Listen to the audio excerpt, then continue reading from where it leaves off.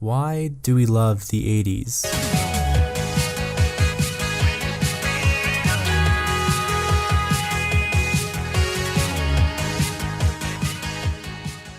It's kind of hard to deny how much of our pop culture is derived from this nearly 4-decade-old time period. The 80s vibe, whether you like it or not, has seeped its way into our music, cinema, and our fashion. But why? What makes this time period so special? Is it the bright neon lights, or the over-the-top hairstyles? Or is it something completely different? Well, these are the questions we are going to try to answer in today's video, so sit back, relax, and enjoy yourself. That seems like a simple enough question. Why do we love the 80s? Even if you don't specifically like the 80s, our collective mind, our society, and our culture has always had this incredible fascination for the past, but never so much for a single decade. It doesn't take much more than a Google search to realize how much of our modern media has its roots in this strange time period. So with that common understanding of that it exists, we need to ask ourselves, why is it? Well, first off, a society can't be consuming media unless that media exists, so the media must be coming from somewhere. And like every man-made thing, someone have had to have thought of it in their giant meat computer. A human created it. And it seems like most of the people in charge of creating modern media grew up in the 80s. It seems like they are recreating their childhood, something that most people enjoy. And this phenomenon is not unique to our time period, oh no. Almost every decade seems to have this fixation on the decade that came 30 years before it. If you take a look at the 80s, movies like Back to the Future and Dead Poets Society both pay homage or are rooted in the 50s, and these are far from the only examples. Simple enough of an explanation, I hear you saying, but it doesn't explain everything. Just because something is created doesn't mean that it is something that is enjoyed, and if something isn't enjoyed, then the creators have less of an ability to create.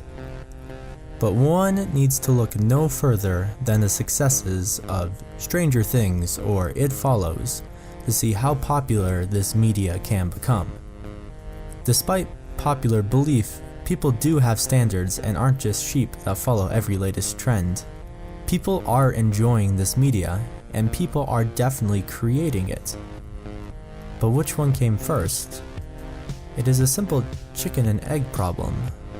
Well, it is fair to say that many of the adults share in the common memory that are being expressed in our media, so of course they could relate to it. But they don't account for everyone. Why is it that people who didn't even exist still enjoy it? They obviously can't relate their own experiences to it, at least not directly. Nostalgia is a powerful emotion. The dictionary defines it as a sentimental longing or wistful affection for the past, typically for a period or place with happy personal associations. It is a word nearly impossible to describe to someone else, but it is so very real to the person who feels it. It is as tangible as it is impossible. It is as close as it is distant. Nostalgia is a lonely word. It has no antonym because it is its own opposite. It captures both positive and negative emotions simultaneously, but yet distinctly. And talk to anyone who loves this time period, and I promise you that the word nostalgia will come up in their description. What I just described is very apt for people who grew up in the 80s, but what about everyone else? What about the teens and young adults who weren't even alive yet? Why do they still love this time period? Why do these people say they feel nostalgia for a time they've never known? How can people long for the past, a past they never experienced? I've often asked myself the same question because I too can relate to this.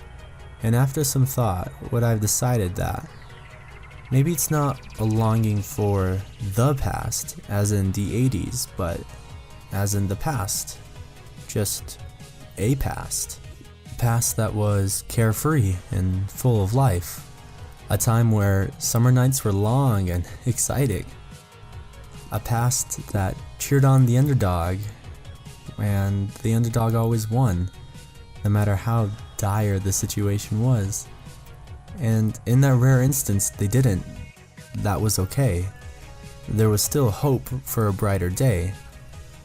It was a past where we were free to go on adventures and find ourselves and to make some mistakes.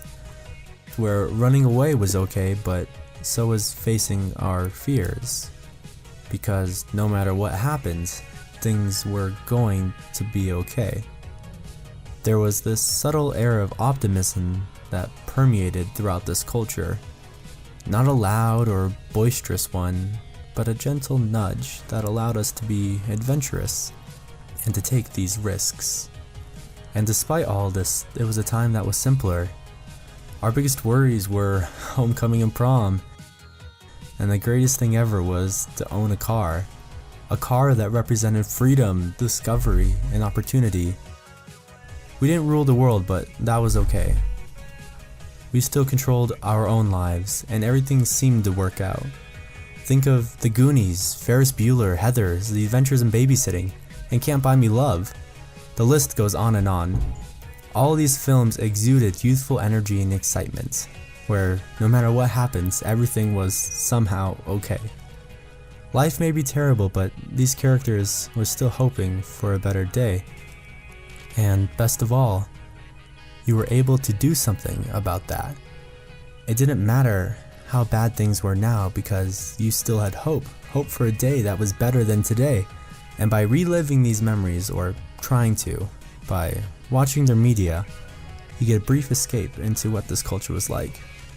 The emotions of knowing that it might not be okay now, but that it will be better tomorrow. Society was progressing and we were right there along with it. It was an exciting time to be alive and we were free to do whatever we wanted with it. There was less stress, less to worry about, and the world was still ours for the taking.